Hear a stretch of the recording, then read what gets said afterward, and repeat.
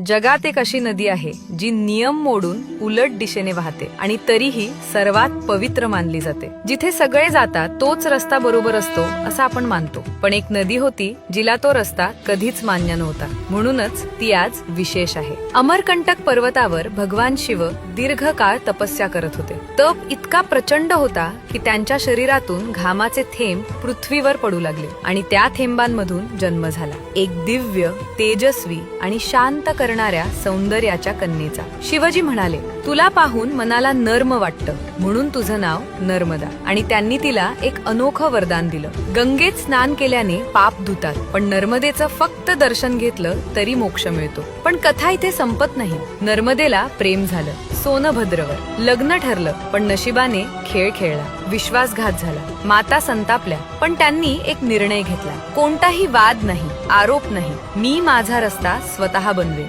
आणि जिथे सगळ्या नद्या पूर्वेकडे वाहतात तिथे नर्मदा पश्चिमेकडे वळली। नर्मदा आपल्याला एक मोठा धडा देते, जीवनात धोके येतील, लोक तुम्हाला मागे खेचतील, पण स्वाभिमान असेल तर तुम्ही स्वतःचा नवा मार्ग तयार करू शकता। आजही लाखो लोक नर्मदेची परिक्रमा करतात, कारण